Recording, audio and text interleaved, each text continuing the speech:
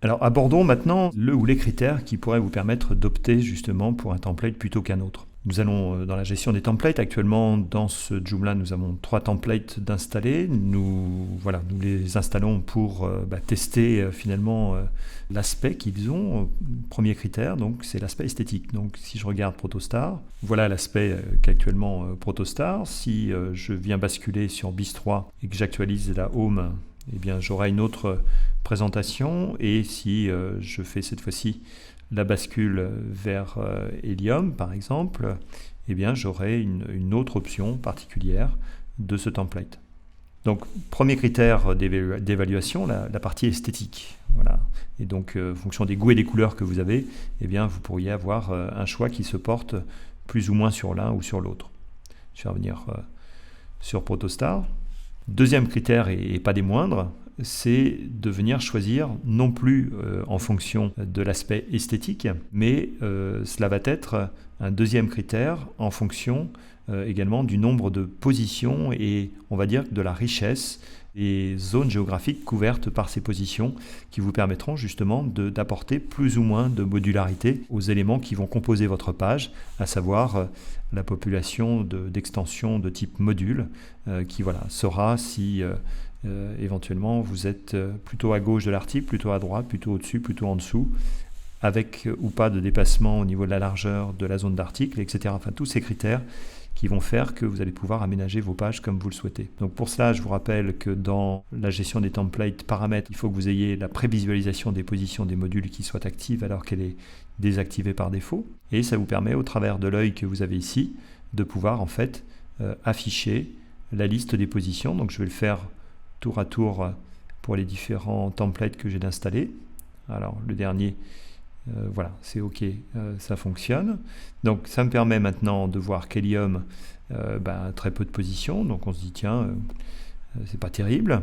Ensuite, Protostar, eh bien, on a un certain nombre de positions, une au-dessus, une autre pour les menus qui n'est pas affichée ici, mais normalement vous avez une position 1, position 2, position 7, position 12, position 6, position 8, position 3, voilà, et position 9, 10, 11. Donc a priori, ça a l'air assez conséquent. Je viens ensuite consulter, alors c'était ici BIS3, il s'agit de Protostar ici, une configuration de page un petit peu différente, avec peut-être par exemple dans le bas de la page un peu moins de positions, donc on se dit tiens, si il s'agit plutôt d'une histoire de quantité, eh bien en gros celui-là avait très peu de positions, celui-là en a également un petit peu plus, mais sans forcément atteindre les niveaux de position de celui-ci. Mais la critique que l'on pourrait faire par exemple sur ce template, c'est de dire voilà, mais si jamais j'avais par exemple du contenu affiché au-dessus de mes articles qui contenu ne dépasse pas la zone d'article, et bien à ce moment-là la position 12 pourrait convenir. Mais si on regarde en bas de la page, on s'aperçoit qu'il n'y a pas d'équivalent en fait en bas. Donc par exemple, si c'était un critère de choix, vous voyez que ce choix malheureusement ne pourrait pas être fait justement sur ce template BIS3. Ensuite, troisième critère de choix d'un template, c'est directement la zone de personnalisation et de paramétrage que vous pourrez faire sans, pour cela, dans un premier temps, rentrer dans les feuilles de style. Donc si on prend l'exemple de BIS3 par exemple, en cliquant directement sur le titre, nous avons dans la partie détail simplement un descriptif de l'outil. Dans paramètres avancés, on a un certain nombre de critères qui nous permettent par exemple ici de modifier la largeur de la colonne principale et de la zone dédiée au module, la largeur de la colonne principale seule, les logos, titre du site, description, position, voilà un certain nombre d'éléments qui nous permettent de faire quelques personnalisations.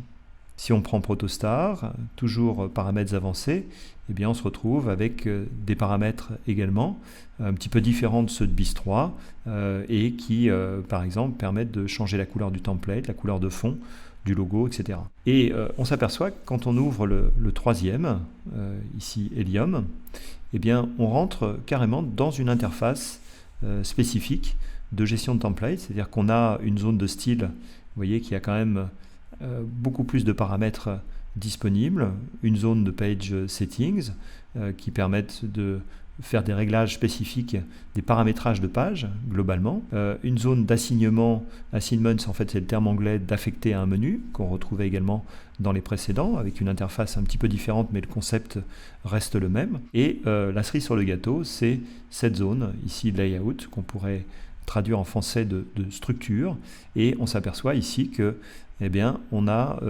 une zone dans laquelle, eh bien, on a un certain nombre d'éléments qui apparaissent. On retrouve notamment les positions que nous avions tout à l'heure d'afficher. Je vais revenir sur cette page. Vous voyez la position aside, sidebar, ce sont des positions qu'on va retrouver dans ce modèle aside. Et vous avez donc sur le côté sidebar et d'autres positions que nous n'avons pas identifiées dans le bas, parce que justement, ça n'était pas les positions.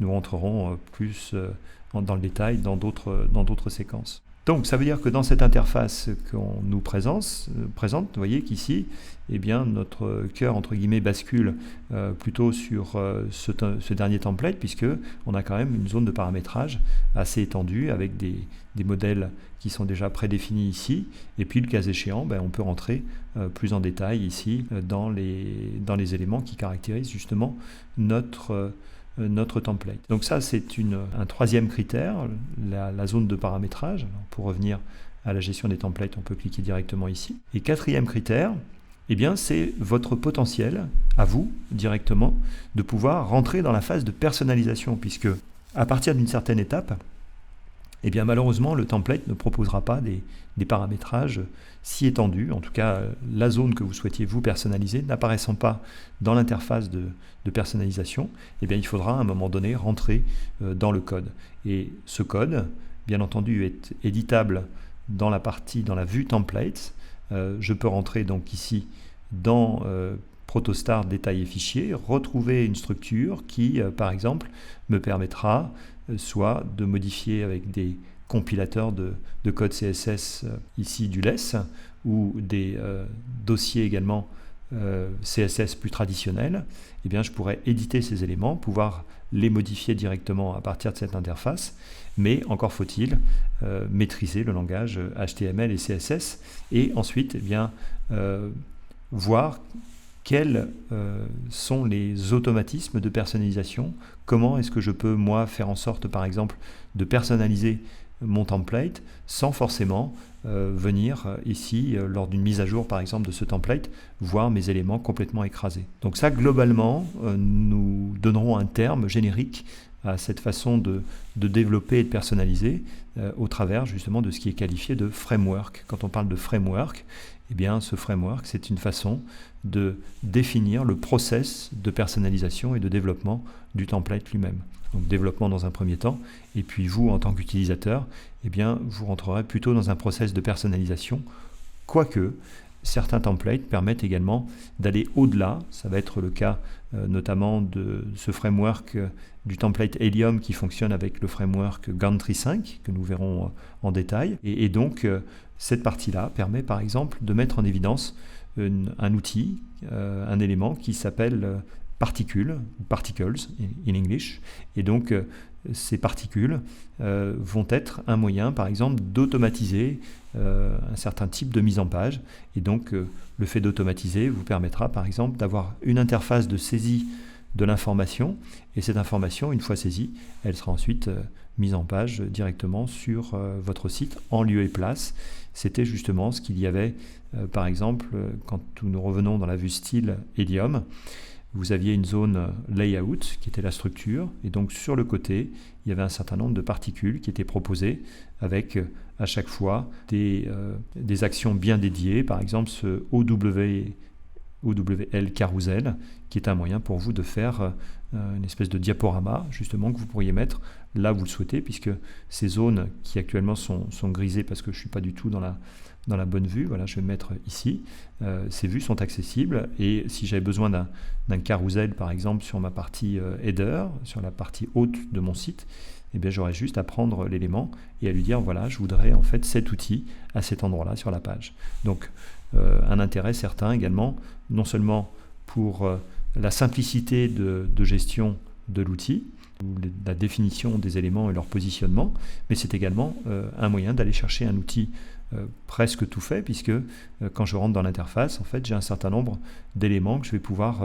compléter et venir ensuite considérer que chaque item que je vais créer pourra être éditable depuis un formulaire donné dans lequel je vais pouvoir, par exemple ici, glisser mon image, glisser un titre, une description, un lien, Et tout cela va faire que j'aurai une image avec du texte par-dessus, titre et description, et que j'aurai un bouton qui me permettra d'aller où je veux grâce à ce bouton. Mais vous voyez qu'on aura eu simplement, finalement, à rajouter des éléments dans cette interface pour pouvoir le faire. Donc, 4 critères qui vous amènent petit à petit à faire le choix de votre template. Et je vous rappelle une chose essentielle, c'est que la première des choses que l'on fait quand on fait un site sur Joomla, c'est d'abord de choisir le template et pas d'alimenter d'abord le site et ensuite de dire voilà, je vais maintenant m'occuper de mon template. Non, c'est vraiment ce template qui va conditionner votre potentiel, votre futur potentiel de site Joomla en termes notamment de disposition d'éléments sur la page.